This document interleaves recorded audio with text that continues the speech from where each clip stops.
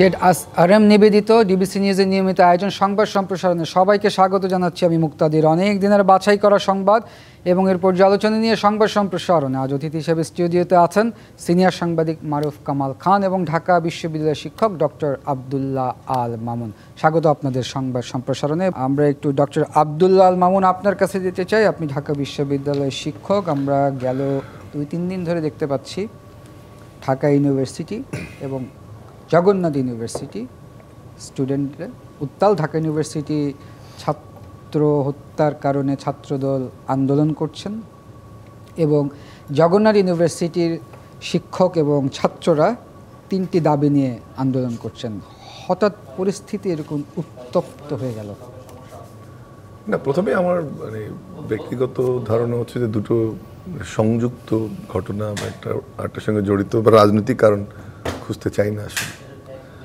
কারণ হচ্ছে ঢাকা বিশ্ববিদ্যালয়ে যে দুঃখজনক ঘটনাটি ঘটেছে, আমি সেজন্য সাম্যর পরিবারের প্রতি সমবেদনা জানাচ্ছি এবং অত্যন্ত মর্মাহত। কারণ এই ছেলেটি পরিচিত, আমার দেখলেই দৌড় দিয়ে এসে সালাম দিত, কথা বলতো, খুবই একটা ভালো ছেলে ছিল।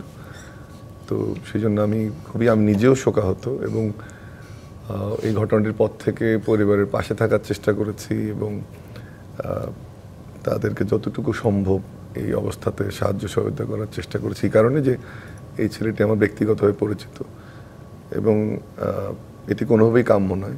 একটা তরুণ এভাবে জীবন দিবে এবং যে স্পটটিতে ঘটনাটা ঘটেছে, এটার একটি জিনিস বলতে হবে যে অবশ্যই বিশ্ববিদ্যালয় প্রশাসন হয়তো আরও সচেতন থাকতে পারত এই নিরাপত্তা নিশ্চিত করার ক্ষেত্রে। কিন্তু কয়েকটা জিনিস একটু আপনার দৃষ্টি আকর্ষণ করতে চাই এবং দর্শকদেরকে জানাতে চাই যে এই যে সোহরাওয়ার্দী উদ্যান যেখানে ঘটনাটা ঘটলো, কালী মন্দির নামে একটা মন্দির, ওখানে এটা যখন সৃষ্টি হয়, মারুফ ভাই তোমরা জানেন যে এটা নিয়ে অনেক বিতর্ক ছিল, এটা লোকেশন নিয়ে, যে এটার ভিতরে কেন হবে। কিন্তু এটা একটা ডেরা দিয়ে শুরু হয়েছিল, তারপর এটা বড় অবকাঠামো হয়ে গেল। বিভিন্ন সময়ে বিভিন্ন সংগঠন, বিশ্ববিদ্যালয় কর্তৃপক্ষ এটা কিন্তু বিপক্ষে অবস্থান করছিল যে একটা সোহরাওয়ার্দী উদ্যানের মতো জায়গায় এটা হতে পারে না। আর দ্বিতীয়ত হচ্ছে যে গত সরকারের সময় সোহরাওয়ার্দী উদ্যানে স্বাধীনতা জাদুঘর, স্মৃতি চিরন্তন নানান কিছু নির্মাণ করে এখানে এবং রাজনৈতিক প্রোগ্রামগুলোকে, রাজনৈতিক দলগুলোকে কোণঠাসা করার জন্য এটাকে উদ্যান পলিটিক্যাল ফিল্ড হিসাবে এক্সপোজ করার কারণে কিন্তু ওখানে যে মাঠের যে চরিত্র সেটা হারিয়ে এটি একটি অনৈতিক কাজ, মাদক আঁকড়া হিসেবে কিন্তু সৃষ্টি হয়েছে এবং সেটি অবশ্যই বিশ্ববিদ্যালয়ের পরিবেশ এবং আশপাশের এলাকার জন্য হুমকিস্বরূপ। তার আগে একটি কথা বলিনি যে ওখানে যে ভবঘুরে মানুষগুলো বা যারা এগুলো অপরাধে জড়িত তাদের গ্রেপ্তার যেমন জরুরি, এদের রিহেবিলিটেশনটাও গুরুত্বপূর্ণ। সেটা কিন্তু সেদিকে খেয়াল না করে একটা পার্ককে আপনি বানিয়ে ফেলেছেন রাজনৈতিক মাঠ, ইচ্ছে করে অন্যকে ঠেকানোর জন্য, একটা ঢুকিয়ে দেওয়ার জন্য, যেন মানুষের দৃষ্টিগোচর না হয়, এ ধরনের একটা কাজে ব্যবহার করেছেন। একই সাথে আপনি দেখেন যে রমনা উদ্যানকে যদি দেখেন তাহলে কিন্তু সুসজ্জিত, মানুষজন প্রতিদিন হাঁটছে, ওটাও একটা স্পর্শকাতর এলাকায়, কিন্তু দুটো চরিত্র কিন্তু পাল্টে গেছে। এই আমি দুঃখিত, এটা সংকীর্ণ কর্নার মনে হবে, কিন্তু এটাই বাস্তবতা। তার মানে এই মাঠটা পড়ে থাকে এবং সেখানে মাদক এবং অনৈতিক কাজের একটা আঁকড়া। এখন আমরা বইমেলা ছাড়া এটা তেমন কোনো ইউজ হয় না। আর মাঝে মাঝে এই যে যখন বিরোধী দল ছিল বিএনপি বা এই সংগঠনগুলো ঢুকিয়ে দেওয়া হয়েছে ওখানে, কেন এই প্রেক্ষাপটটা তুলে ধরলাম, দুটি থানার মধ্যে কিন্তু এটার অবস্থান। এই পরিবর্তিত অবস্থায় বিশ্ববিদ্যালয় প্রশাসন থেকে বারবারই এই থানাগুলোকে এবং সরকারের বিভিন্ন পর্যায়ে লিখিত, অলিখিত এবং আপনার আমাদের শিক্ষার্থীরা এগুলোর পরিবেশের জন্য আন্দোলন করেছে। আমরা যে গেটটি আমাদের রাজু ভাস্কর্যের পেছনে, সেটা বন্ধ করার জন্য বারবার বলেছি। এই মুহূর্তে বিশ্ববিদ্যালয়ের টিএসসিতে 11টা মাত্র দোকান কিন্তু অনুমোদিত এবং বিশ্ববিদ্যালয় আপনি ঘুরে দেখেন কোথাও কোনো আগে যেটা ছিল গত 15 বছর সেই দোকানগুলো কিন্তু এখন নেই। কিন্তু ওই সোহরাওয়ার্দী উদ্যানের ভিতরে আপনি দেখবেন যে দুনিয়ার যত দোকান, কারণ এটা তো আপনি ব্যবহার করেন এত বড় একটা উদ্যান, কোনো গাছ নেই, কোনো যেমন আনসারের কথা, বাই দ্য ওয়ে কথাটা ভুলে যাবো যেন বলে নেই, শুনলাম যে 60 জন আনসার নাকি ওখানে থাকে, তা আমি তো 6 জনকেও কখনো দেখিনি। এনিওয়ে যাই হোক, যেটা বলছিলাম যে দুটো থানার মধ্যে অবস্থান এবং এখানে খুব বেশি ফোর্স আপনার দরকার নাই, কিন্তু এটা অনিরাপদ সবসময় ছিল। এখন আপনি পরিবর্তন করতে পারেন যে আপনার ওই ছেলেটা রাত 12টায় ওখানে যাবে কেন। বিশ্ববিদ্যালয়ে একটা উনি পড়েছেন, আমি পড়েছি, আপনি পড়েছেন, এটা তো উচ্ছল জীবন। আড্ডা দিতে আমরাও বিভিন্ন জায়গায় গেছি, খেতে যাই, ঘুরতে যাই, গান গাওয়া, এটা তো স্বাভাবিক প্রক্রিয়া। কিন্তু তার তো নিরাপত্তাটা আমরা দিতে পারিনি। দুটো থানার মধ্যে অবস্থান, আনসার বাহিনীর কথা বলা হচ্ছে, কিন্তু ওটা মাদকের আখড়া, অনৈতিক কাজের আখড়া।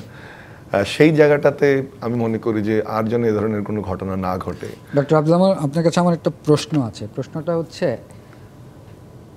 সাম্যকে যেভাবে মারা হয়, আপনি কি পত্রিকায় পড়েছেন? ছুরিকাঘাতে, নিম্নাঙ্গে যেভাবে ওকে আমি আপনাকে বলেছি যে আমি একদম উইদিন 45 মিনিটস থেকে শুরু করে সামনে আমি আপনাকে একেবারে মানে দাফনের পুরো ব্যবস্থা করা থেকে শুরু করে আমি দায়িত্বে ছিলাম। আমরা দেখলাম যে কিছু ভ্যাগাবন্ড, কিছু ড্রাগ এডিক্ট কে বলে অ্যারেস্ট করা হলো, কিন্তু যেভাবে আমরা দেখতে পেলাম তার হত্যার বর্ণনা ট্রেন্ড। আপনি কি স্টেপটা কোথায় হচ্ছে জানেন? ডান পায়ের পেছনের দিকের এখানে এই রগটা পুরোটা, মানে আমি তো ফিজিক্যালি দেখেছি, এটা পুরোটা কেটে যাওয়ার কারণে খুব একেবারে পুরোটা ডান পায়ের এই আমরা থাইয়ের পেছন দিকটা আর কি, এটার কারণে আপনার সিভিয়ার ব্লাড ইয়ে হওয়ার কারণে, রক্তক্ষরণ হওয়ার কারণে হয়ে যায়। একটা জিনিস বলে রাখি যে আমাদের কিন্তু পুলিশ যেটা বলছে যে 3 জন ভবঘুরে ধরেছে, এবং আমার সামনেই তো দুজনকে ধরে নেওয়া হয়েছে। আমি সারা রাত শাহবাগ থানায় ছিলাম। আমি এই মুহূর্তে যেটা বলতে চাই যে কয়েকটি জিনিস, এটা কয়েকটা পত্রিকা আমি দেখলাম তাদের কিছু আওয়ামী লীগ কানেকশন খোঁজার চেষ্টা করা হচ্ছে। একদিকে একজনকে তো ফিজিক্যালি আমি দেখেছি, এডিক্ট যেটা নিয়ে কোনো আমার সন্দেহ নেই, কারণ আমার স্বামীগুলোকে আমি সারা রাত শাহবাগ থানায় ছিলাম, এফআইআর করা থেকে শুরু করে পুরো প্রক্রিয়া ছিলাম, একদম পোস্টমর্টম থেকে শুরু করে বারবার যেটা বলার চেষ্টা করছি। আমারও মনে হয় যে 3 জন ভবঘুরে এরকম একটা ঘটনা ঘটিয়েছে, আপাতত বিশ্বাস করতে চাই না, কিন্তু পরবর্তীতে প্রমাণ হয় তাহলে সেটা হয়তো হতে পারে। একটা ইনফরমেশন দেই দর্শকদের আপনার মাধ্যমে। আমরা যখন রাতের বেলা পুলিশ সহ স্পটে যাই দ্বিতীয়বারের মতো, তখনও ওপেন একটা জাস্ট টেবিল দিয়ে, মানে বেঞ্চ দিয়ে ইট দিয়ে রাখা হচ্ছে, ক্রাইম সিন প্রোটেকশন সাইন তখনও পড়েনি। ওখানে কিন্তু যারা 2-3 জনের সাথে কথা হলো, তারাও ভবঘুরে মানুষ, তারা কিন্তু বলছে যে এখানে যারা এসেছিল তারা 9 জন, এবং একটা গ্রুপ যখন এখানে একটু প্রথম বাস চাষ হয় তখন গিয়ে ছুরি নিয়ে এসছে, এরকম একটা কথা বলছে। আবার আরেকটা বর্ণনায় হচ্ছে যে আমাদের 3 জন স্টুডেন্ট, সেখানে 8 জন, ও বলছে 10-12 জন, আরেকজন বলছে 8 জন, এবং স্ট্যাবিং যেটা আপনি বললেন সেটা বলছে যে সাউন্ড করছে যে দিলাম বসায়, এরকম কথা বলছে আর কি। সো কিছু কিছু এলিমেন্ট এখানে আছে, অথবা আমরা ফার্দার ইনভেস্টিগেশন আশা করব, এবং পরবর্তীতে রাজনৈতিক বাস্তবতায় আমি খুব জোর দাবি জানাবো, এবং খুব মন থেকেই বলছি, কারণ এই পরিবারটাকে আমি তো বললাম যে একেবারে সারা রাত তাদের হাজারি দেখেছি, তাদের ভাইদের, তার বাবা, তার মা, আত্মীয় স্বজনের। আমরা এফআইআর এর জন্য অনেকক্ষণ শাহবাগ থানা ছিলাম, এর আগে হসপিটালে ছিলাম। আমিও, আমার মনে হয় যে এটাকে ফার্দার ইনভেস্টিগেশন করতে হবে, এবং 3 জন এডিক্টকে মনে করলাম চালিয়ে দিলাম, এ ধরনের কোনো ঘটনা দেখতে চাই না। আমার সঙ্গে কয়েকবার ওসি, যেহেতু থানাতে ছিলাম, ওসি, এসি এবং ডিসি রমনার, মাসুদ সাহেব, মামুন সাহেব, এসি রমনা, এবং খালেক নামটা ভুলে গেলাম, ওসি, ওনাদের সাথে বারবারই একটা কথাই বলার চেষ্টা করেছি যে এটা যেন সঠিক তদন্ত এবং ঠিক মানুষ যেন এখানে কিন্তু শিক্ষার্থীর একটা ক্ষোভ আছে যে এই বলেই কি পুলিশ নিস্তার পাওয়ার চেষ্টা করছে কিনা, এক রাতের মধ্যে 3 জনকে ধরে ফেললাম। বাট পুলিশের সাথে আমার যে ব্যক্তিগত কনভারসেশন। ডক্টর আব্দুল রহমান, আপনি খুব জনপ্রিয় একজন শিক্ষক, এই গণঅভ্যুত্থানে আপনি জনপ্রিয় কিনা জানি না, আমি জানি আপনি শিক্ষার্থী বান্ধব। আপনার ছাত্ররা আপনার কাছে কোনো সমস্যায় পড়লেই ডিপার্টমেন্ট ভেদে আপনার কাছে ছুটে যায়। আপনি আমাকে একটু ক্লিয়ার করবেন যে আপনার কাছে মনে হয় এই হত্যাটা এটা আসলে ভ্যাগাবন্ডরা করতে পারেন, যে ওয়েতে তাকে স্টেপ করা হয়, কোনো ট্রেইন প্রফেশনাল বা যে জানে যে কোথায় স্টেপ করলে তার রক্তের ইয়েটা সবচেয়ে বেশি হবে।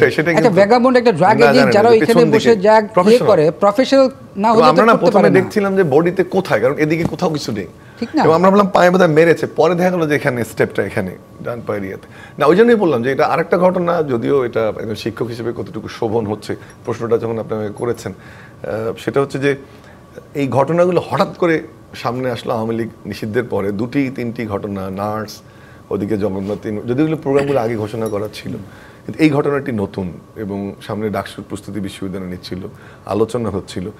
একটা জিনিস ভুলে গেলে হবে না যে 2টো ঘটনা কিন্তু বিশ্ববিদ্যালয়ে ঘটলো আমাদের এর আগে, যে এখানে চুরি করতে গিয়ে ফেস হলে, এবং এই ঘটনাটা ঘটলো।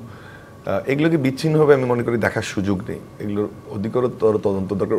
এবং যে কারণে শিক্ষার্থীরা আমার ধারণা এই জন্যই বিক্ষুব্ধ যে একটা বিশ্ববিদ্যালয় ক্যাম্পাসের সাথেই, অবশ্যই এটা গণপূর্তের জায়গা, বিশ্ববিদ্যালয়ের দেখাশোনাও করে না, কিন্তু অবশ্যই এখানে আমাদের ছেলেমেয়েরা অ্যাক্সেস করে, আমাদের একটা নৈতিক দায়িত্ব আছে যতটা এটাকে সিকিউর করা যায়। কিন্তু আমিও মনে করি যে বর্ণনাটা এসছে, আমি কয়েকবার আজকেও শোনার চেষ্টা করেছি প্রক্টোরিয়াল টিমের কাছ থেকে যে আসলে কি হয়েছিল। মহসিন হলে একটা ঘটনা ওই দিন মাঠে ঘটে, তারপরে আমাদের আইয়ের একটা অনুষ্ঠান ছিল, সেই অনুষ্ঠানে ধাক্কাধাক্কি হাতাহাতি হয়, তার 15-20 মিনিটের মধ্যে কিন্তু ওখানে ঘটনাটা ঘটে। এবং বলা হচ্ছে মহসিন হলের মাঠে যে লাইটার নিয়ে যার সাথে কথা হয়েছে আমরা একটু মারুফ কামাল খানের কাছে যাই। অপরিচিত লোক বলছে অনেকে। আমরা একটু মারুফ কামাল খান, যেমনটি ডক্টর আব্দুল্লাহ আল মামুন বলছিলেন, এই যে ভ্যাগাবন্ড এডিক্ট বলে চালিয়ে দেওয়া হচ্ছে,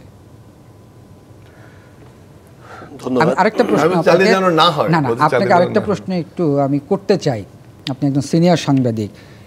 এই যে ছুরিকাঘাতে কোথায় রগে কাটলে এখানে রক্তক্ষরণ হবে, এই টাইপের ইনসিডেন্ট আমরা একসময় রাজশাহী ইউনিভার্সিটি এবং চিটগং ইউনিভার্সিটি থেকে আমরা দেখতে পেতাম। না, ব্যাপার হচ্ছে যে মামুন সাহেব বিস্তারিত বলেছেন, ঘটনা প্রবাহ বিশদভাবে বলেছেন, এবং তিনি ঘটনার সঙ্গে সংশ্লিষ্ট, তিনি বিশ্ববিদ্যালয়ের শিক্ষক যে নিহত হয়েছেন সে তার ছাত্র। আমি পার্সোনালি যে নিহত হয়েছেন তাকে চিনতাম না, কিন্তু তার বড় ভাই সাগর আমার খুব স্নেহভাজন এবং আমার সঙ্গে খুবই সুসম্পর্ক আছে। আমি এটা যে সাগরের ছোট ভাই নিহত হয়েছে এটা জানার পর থেকে আইন বিষয়ক সম্পাদক ছিল, হ্যাঁ, আমি খুবই ব্যথিত। একটা বিষয় তো মানে আমাদেরকে মাথায় রাখতে হবে, সেটা হচ্ছে এই যে নিহত হয়েছে তার একটা রাজনৈতিক পরিচয় আছে। এই বিষয়টা আমাদেরকে মাথায় মধ্যে রাখতে হবে, এটা আলোচনার মধ্যে আনতে হবে এবং তদন্তের মধ্যেও আনতে হবে। যেহেতু ঢাকা বিশ্ববিদ্যালয়ের একটি বড় ছাত্র সংগঠনের সে নেতা, এবং যেহেতু সে এই যে ফ্যাসিবাদ বিরোধী আন্দোলনে অগ্রসারিতে ছিল, ফর দ্যাট রিজন এই হত্যাকাণ্ডটাকে শুধু নিছকই এটা একটা মানে মাদকাসক্তদের কারবার বা ভবঘুরেদের কাণ্ড, শুধু এইটুক বিবেচনার মধ্যে রাখলে হবে না। এই বিবেচনাটাকে আরেকটু বড় করতে হবে, এই স্পেকট্রামটাকে আরেকটু বড় করে দেখতে হবে এবং সমস্ত আসপেক্টই এখানে খতিয়ে দেখা দরকার। এবং হত্যার যে আলামত, তার মধ্যে তো যেটা আপনি একটু আগে বললেন যে মধ্যে প্রফেশনাল কিলারদের যে ধরনের ইয়ে থাকে সেটার আলামত পাওয়া গেছে। সুতরাং এই দিকটাও বিবেচনা করে দেখতে হবে। এর সঙ্গে কোনো রাজনৈতিক বৈরিতার সংশ্লেষ আছে কিনা সেটাও দেখতে হবে। এবং খুবই স্পর্শকাতর সময়ের মধ্যে আমরা আছি এখন। এই যে আওয়ামী লীগ নিষিদ্ধ হয়েছে, তারপরে এক ধরনের মানে অস্থিরতা সৃষ্টির জন্য সমাজে বিভিন্ন গোষ্ঠী পারস্পরিক দ্বন্দ্ব সংঘাতে লিপ্ত হয়েছে, এই সময় এই ঘটনা ঘটেছে। এবং এটা নিঃসন্দেহে যে সোহরাওয়ার্দী উদ্যানের মতো একটা জায়গা সম্পূর্ণ মানে ঘাতকদের, মাদকাসক্তদের, অপরাধীদের একটা অভয়ারণ্য হিসেবে দীর্ঘদিন ধরে এটা আগে সরকারের প্রচ্ছন্ন মদতে হয়েছে, এখন তো কয়েক মাস ধরে তো ওই আগের সরকার নাই। তো সুতরাং ওইখানে যে নিরাপত্তার পরিবেশটা তৈরি করা দরকার ছিল, সেক্ষেত্রে প্রশাসন গুরুতরভাবে ব্যর্থ হয়েছে। এই ব্যর্থতা এড়াবার কোনো এখনও খুব দ্রুততার সঙ্গে এটাকে এই ধরনের একটা ভুতুড়ে পরিবেশ এখানে থাকবে। পাশেই ঢাকা বিশ্ববিদ্যালয়ে হাজার হাজার ছাত্রছাত্রী এখানে যাবে, মেট্রো রেল স্টেশন, এটা এইভাবে মানে একটা ভুতুড়ে জায়গা করে রাখা, এখানে সমস্ত অপরাধীদের অভয়ারণ্য করে রাখা, এটাই তো এই সন্ত্রাস বা এই ধরনের ঘটনার মূল কারণ, মূল উৎস। সুতরাং এটা অনতিবিলম্বে এই ধরনের ঘটনার যাতে পুনরাবৃত্তি না ঘটে, তার জন্য অনতিবিলম্বে এখানে আলোকিত করতে হবে, এই জায়গাতে নিরাপত্তার ব্যবস্থা করতে হবে, ওই অন্ধকারের যাতে রাজত্ব তৈরি না হয় সেটা নিশ্চিত করতে হবে। এবং এই যে হত্যাকাণ্ড, এই হত্যাকাণ্ডের সমস্ত দিক দিগন্ত স্পর্শ করে এটা তদন্ত করে অপরাধীদের শাস্তির আওতায় আনতে হবে, এটাই। ধন্যবাদ মারুফ কামাল খান। আমাদের একটা বিরতির সময় আছে প্রিয় দর্শক, JSRM নিবেদিত সংবাদ সম্প্রসারণে একটি বিরতির সময় হলো, সঙ্গেই থাকুন। বিরতির পর আবারও স্বাগত JSRM নিবেদিত সংবাদ সম্প্রসারণে। আমাদের সাথে স্টুডিওতে আছেন সিনিয়র সাংবাদিক মারুফ কামাল খান এবং ঢাকা বিশ্ববিদ্যালয়ের শিক্ষক ডক্টর আব্দুল্লাহ আল মামুন। ফিরছি আলোচনায়। মারুফ কামাল খান, এনসিপি থেকে অব্যাহতি পাওয়া এক নেতা সালাউদ্দিন তানভীর এবং সরকারের দুই উপদেষ্টার সাবেক পিও এবং এপিএসকে দুদকে তলব দুর্নীতির অভিযোগে। সাবেক হওয়ার পরে দুদক ডাকে এবং আপনি প্রায়শই দেখছেন যখন ক্ষমতায় থাকে, ক্ষমতার বাইরে চলে গেলেই তখন দুদকের ডাক পায়।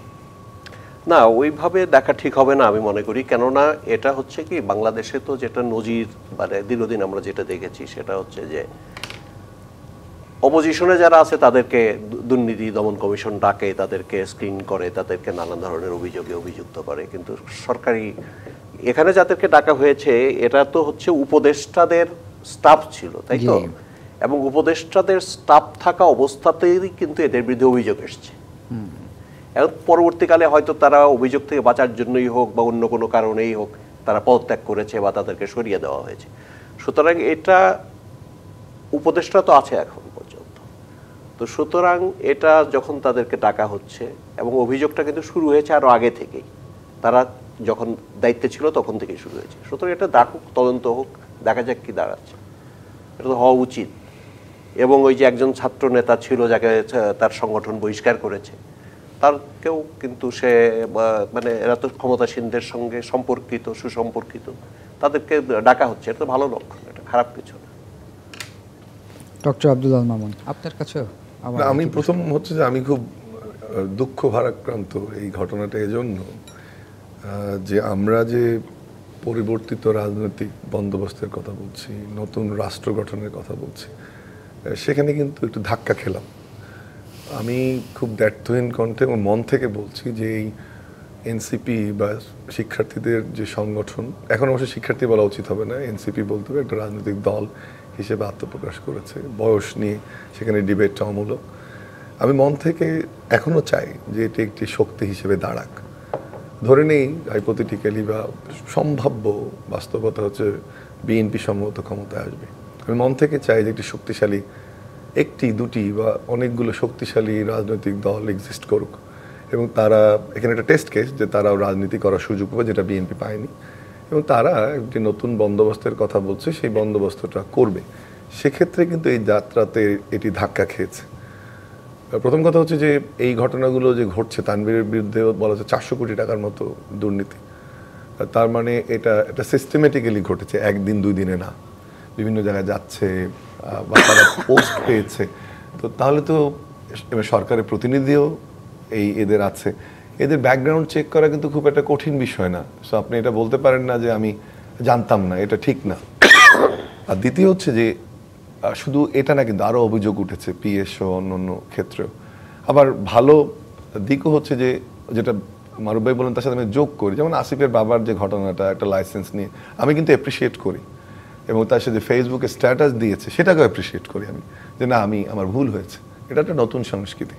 কিন্তু বন্দোবস্তের জায়গাটাতে আমরা ধাক্কা একটা খেয়েছি, এবং আশা করবো যে এখান থেকে এনসিপি শিখবে এবং সামনের দিনগুলোতে পরিবর্তিত হবে। এখানে একটা কথা বলা জরুরি, যে পুরাতন মডেল যেটা, যে ব্যবসায়ীরা টাকা দেবে বা চাঁদা নিয়ে রাজনীতি করবেন, কেউ কেউ দুর্নীতি করবে, সেই টাকায় মঞ্চ সাজাবেন, এই সময়টা বোধহয় শেষ নতুন রাজনৈতিক বন্দোবস্তের ক্ষেত্রে। এবং বিএনপিকেও যদি সামনে সেই ঘটনাগুলো ঘটে, চ্যালেঞ্জের সম্মুখীন হবে, এবং সেটা বোধহয় বুঝতে পেরেই তারেক রহমান সাহেব অনেককে বহিষ্কার করছেন।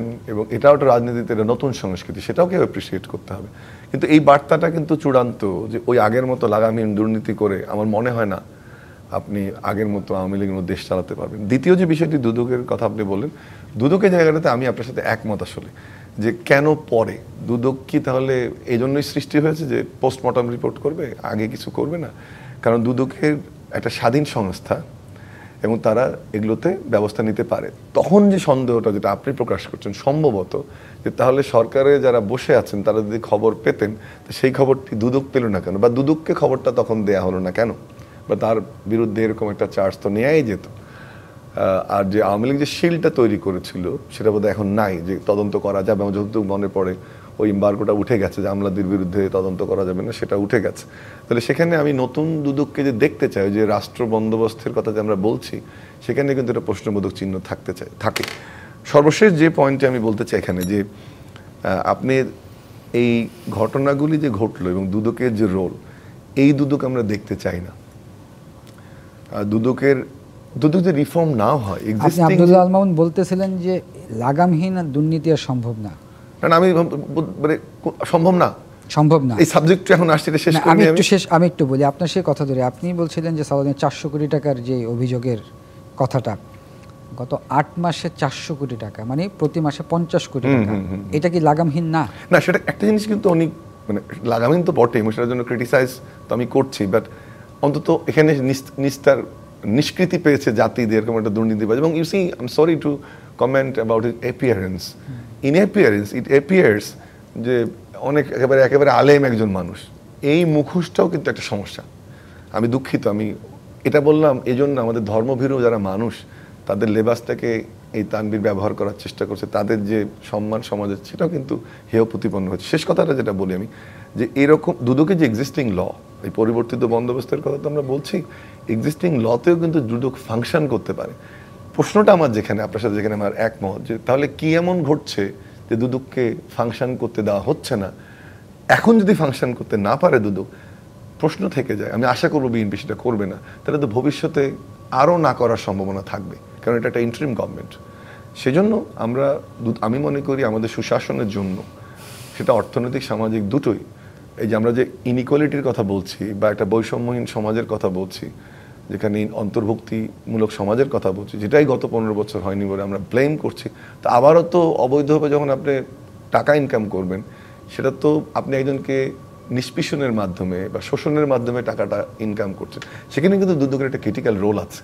সেটা যদি এখন না হয়, তাহলে কিন্তু আমাদের overall both general governance, political governance as well as economic গভর্নেন্সের কিন্তু একটা, বা ডেমোক্রেসির কিন্তু একটা বড় প্রশ্ন সম্মুখীন হবে যদি দুদক ফাংশন করতে না পারে। আব্দুল মামুন, ছোট আরেকটা প্রশ্ন আপনার কাছে আমি রাখি, সেটা হচ্ছে, এটা মারুফ কামাল খানের কাছেও আমার থাকবে, সেটা হচ্ছে এখন তো ইন্টারিম গভর্নমেন্ট, পলিটিক্যাল গভর্নমেন্ট নাই, এখন তো ফাংশনাল হওয়া উচিত। সেটা তো আমি বললাম। আরও একটা কথা দেখেন, আমি এই জিনিসটা, এটা শুধু এইভাবে ব্লেম করলে হবে না, যেটা তো পুলিশগুলো বিএনপির। আমরা বলছি যে চাঁদাবাজির ঘটনা ঘটছে, টেন্ডারের ঘটনা ঘটছে। আমি কথাটা শুনতে মনে হবে যে আমি বিএনপি লিডার, কিন্তু আমি প্রশ্নটা একজন একাডেমিক হিসেবে করছি পুলিশের কাছে। চাঁদাবাজির ঘটনা যখন ঘটছে এখন, তো বিএনপি তো আপনাকে বলে নাই যে আপনি চাঁদাবাজকে অ্যারেস্ট করতে পারবেন না। ভিতরে ভিতরে কি তা তো আমি জানি না, but on the face of it আমরা তো তারেক রহমান সাহেবের বক্তব্য শুনছি যে চাঁদাবাজ যদি কাউকে পান তাকে ধরে থানায় দেন। মানুষ না হয় ভীতির যে সংস্কৃতি, সেটার কারণে কাউকে ধরে দিচ্ছে না। পুলিশ তারাও তো এক্সাম্পল সেট করতে পারে, চাঁদাবাজ যারা, তাদেরকে অ্যারেস্ট করা হচ্ছে।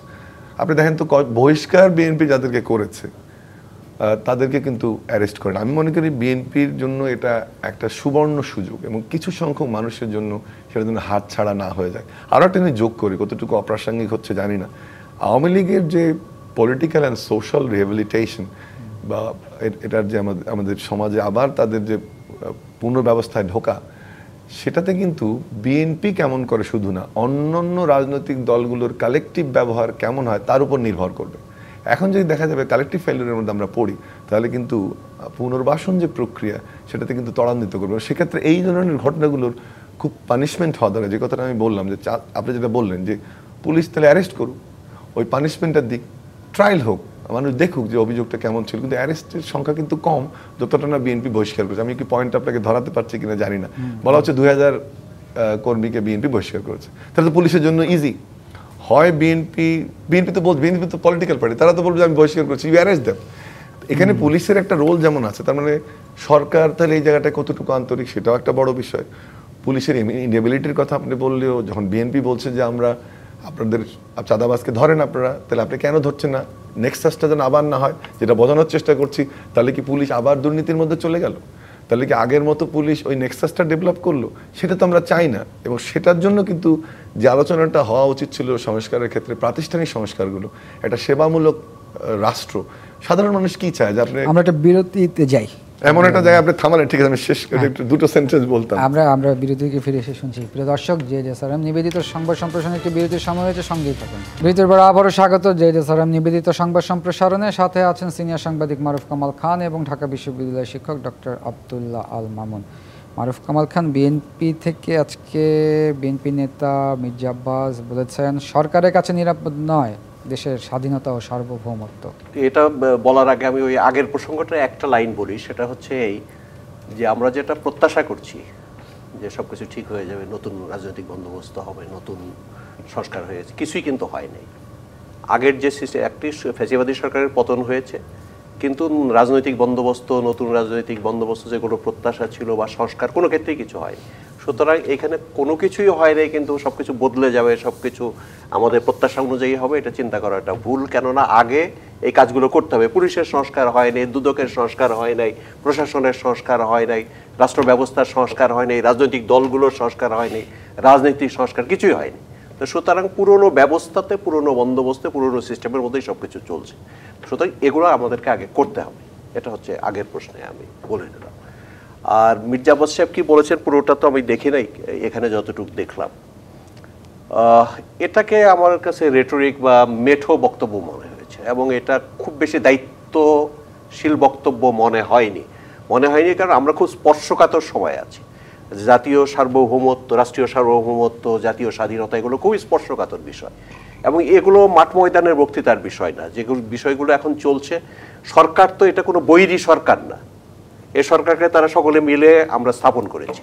সুতরাং এই সরকার কোনো কিছু, এবং কোনো কিছুই রাজনৈতিক দলগুলোর সঙ্গে আলাপ আলোচনা পরামর্শের বাইরে হবে না, এটা তো বলা হচ্ছে বারবার, তারা অঙ্গীকার করছে। সুতরাং এগুলো বিষয় নিয়ে সরকারের সঙ্গে আলাপ আলোচনা করা দরকার। কোথার থেকে হঠাৎ করে স্বাধীনতা চলে গেল, সার্বভৌমত্ব চলে গেল, এগুলো এই ধরনের বক্তব্য এবং মানুষকে উত্তেজিত করা, এটা আমি সঠিক মনে করি না। এবং আমি মনে করি যে আলাপ আলোচনা করে এই বিষয়গুলো খুবই স্পর্শকাতর বিষয়, খুবই গুরুত্বপূর্ণ বিষয়, এটা মাঠে ময়দানে বক্তৃতার বিষয় না। যদি আমরা নিশ্চিত হই যে সরকার আমাদের স্বাধীনতাকে নষ্ট করে দিচ্ছে, সরকার আমাদের সার্বভৌমত্ব, রাষ্ট্রীয় অখণ্ডতা, আমাদের ভৌগোলিক অখণ্ডতাকে মানে বিনাশ করে দিচ্ছে, তখন হয়তো আমরা একটা স্ট্যান্ড নিতে পারি, ডিসিশন নিতে পারি। কিন্তু এমনি মাঠে ময়দানে বক্তৃতা করা এটা ঠিক না। আমার মনে হয় যে এগুলো নিয়ে আরও বিশদভাবে আলোচনা করা উচিত। তার মানে প্রত্যেকটা রাজনৈতিক দল আগে নিজেদের মধ্যে একটা আলোচনা করে একটা সুনির্দিষ্ট জায়গায় আসা দরকার। কি কি বিষয়ে তাদের অভিযোগ আছে সেগুলো স্পষ্ট করা দরকার। বলে দিলাম দেশের স্বাধীনতা আছে বিপন্ন, সার্বভৌমত্ব আজকে বিপন্ন, এগুলো কোনো মানে যৌক্তিক কথা নয়। এটাকে পরিষ্কার করে বলতে হবে যে কোথায় বিপন্ন হয়েছে। বারবার বিএনপি থেকে বলা হচ্ছে করিডোর নিয়ে অবস্থান স্পষ্ট। করিডোর নিয়ে বিএনপিও তার অবস্থান স্পষ্ট করেনি। বিএনপি বলেছে এটা পার্লামেন্টে এসে দেবে, দেওয়া হবে কি হবে না, দেওয়া উচিত কি অনুচিত, এবং এটা করিডোরের কোনো আসপেক্টেই তো পরিষ্কার করে কিছু বলা হয় না। পার্লামেন্ট এসে, অর্থাৎ এই সরকার দিতে পারবে কিনা, এবং পার্লামেন্টে এটা হচ্ছে যে সরকারের বৈধতা নিয়ে প্রশ্ন করেছে। এই সরকার যেহেতু জনপ্রতিনিধিত্বশীল সরকার না, সুতরাং এই সরকার না দিয়ে পার্লামেন্টে আলাপ আলোচনা করে দেওয়া উচিত, এই কথা বলেছে। কিন্তু দেওয়া উচিত নয়, এটা দিলে স্বাধীনতার সার্বভৌমত্ব ক্ষতিগ্রস্ত হবে, স্বাধীনতার সার্বভৌমত্বের বিরুদ্ধে চলে যাবে, এটা তো বিএনপি কোনো স্ট্যান্ড নেয় না এইভাবে। তো সুতরাং এইটা যেহেতু বিএনপি কোনো পরিষ্কার রাজনৈতিক স্ট্যান্ড নেয়নি এই বিষয়ে, সুতরাং এটাকে স্বাধীনতার সার্বভৌমত্ব চলে যাচ্ছে, এটা বলে দেওয়াটা ঠিক হচ্ছে না। ধন্যবাদ মারুফ কামাল খান। ডক্টর আব্দুল্লাহ মামুন, দেশের ভৌগোলিক অখণ্ডতা হুমকিতে বিএনপির দাবি, বিএনপির কাছে কেন মনে হচ্ছে না বিএনপির দাবি এটা কি বলা যায়? বিএনপির একজন নেতা বক্তৃতা দিয়েছে, আমরা বিএনপি নেতারা যখন কোনো সিনিয়র নেতা যখন বলেন তখন আমরা এটা বিএনপির স্টেটমেন্ট হিসেবে, কিন্তু যেহেতু এই স্টেটমেন্টের সঙ্গে বিএনপির যেটা জাতীয় স্থায়ী কমিটির বৈঠকে যেটা সিদ্ধান্ত নিয়েছে এটা কিন্তু এক না, সিদ্ধান্তটা কিন্তু আলাদা। তারা বলেছে যে এই বিষয়ে জনগণের নির্বাচিত পার্লামেন্টের ডিসিশন হবে। তো সুতরাং উনি বলছেন স্বাধীনতা চলে গেছে, সার্বভৌমত্ব চলে গেছে, দুইটা কিন্তু দুই ভৌগোলিক অখণ্ডতা হুমকিতে। আমি আর আগে আমিও একটু কারণ 10 সেকেন্ড, সেটা হচ্ছে যেটা বলছিলাম যে সরকার এই যে বৈষম্যহীন সমাজের কথা বলছে, ইনক্লুসিভ বলছে, আসলে মানুষ একটা সেবাধর্মী দেশ দেখতে চায়। আপনি দেখেন যে পুলিশ, বিচার বিভাগ, আমলা তন্ত্র বা দুর্নীতি দমন কমিশন, এর সংস্কারগুলো কিন্তু রাজনৈতিক সংস্কারের ডামাডোলে পিছিয়ে পড়ছে। অথচ ওইটা আমি বলছি না রাজনৈতিক সংস্কারের দরকার নাই, কনস্টিটিউশনাল সংস্কারের দরকার নেই, কিন্তু অনেক খুব কম মানুষের জন্য এটা ম্যাটার করে।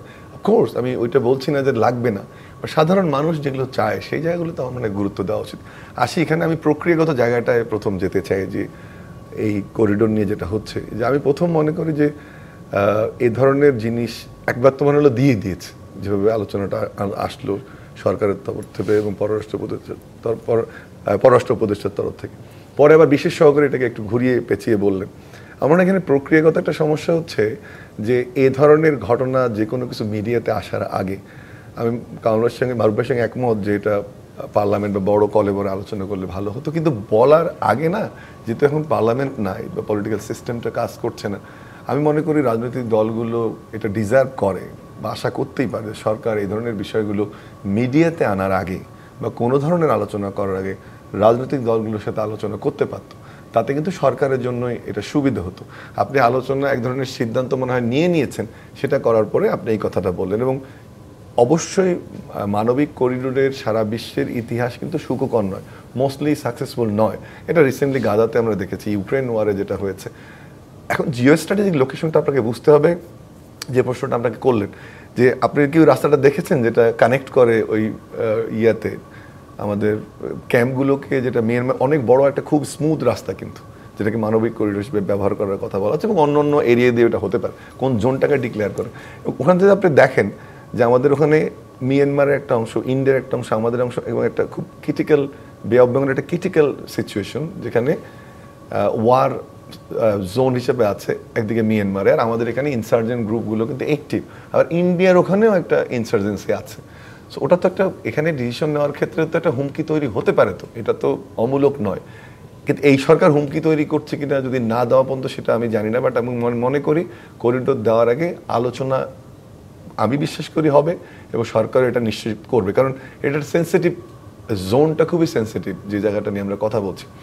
আরেকটা হচ্ছে যে ওভারঅল কি সার্বভৌমত্বের কোনো হুমকি তৈরি হচ্ছে, এরকম কোনো চুক্তি তো এখন পর্যন্ত আমরা দেখি না।